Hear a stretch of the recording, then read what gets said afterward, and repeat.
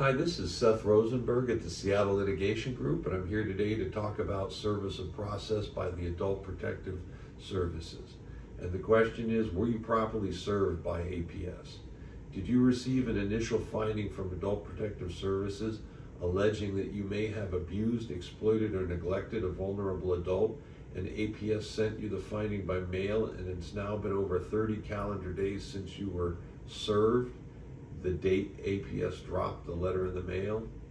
First, request a hearing as soon as possible, even if it's untimely.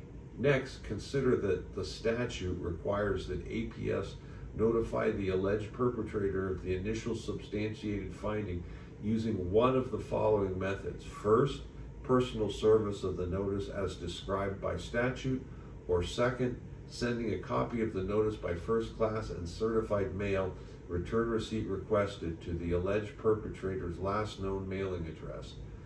Note that it does not state that APS may send the notice to the appellant's last known place of residence.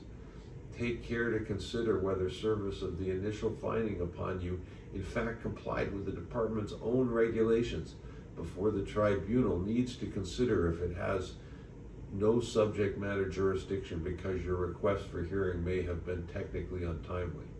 The initial finding cannot become a final substantiated finding when service was not effectuated properly.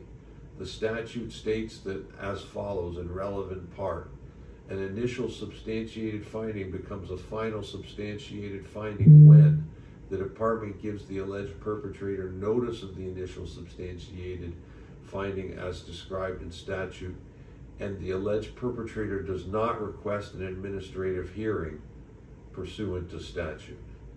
For the tribunal to consider whether your request for an administrative hearing was timely under the statute, it must first consider whether the department gave you notice of the initial substantiated finding as described under statute.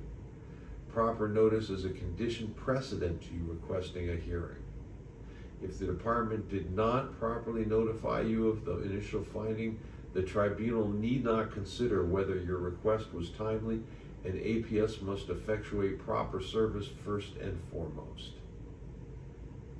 I hope you found this helpful. This is Seth Rosenberg at the Seattle Litigation Group, and of course, if you have any administrative law needs, please feel free to contact us for a free consultation. Thank you.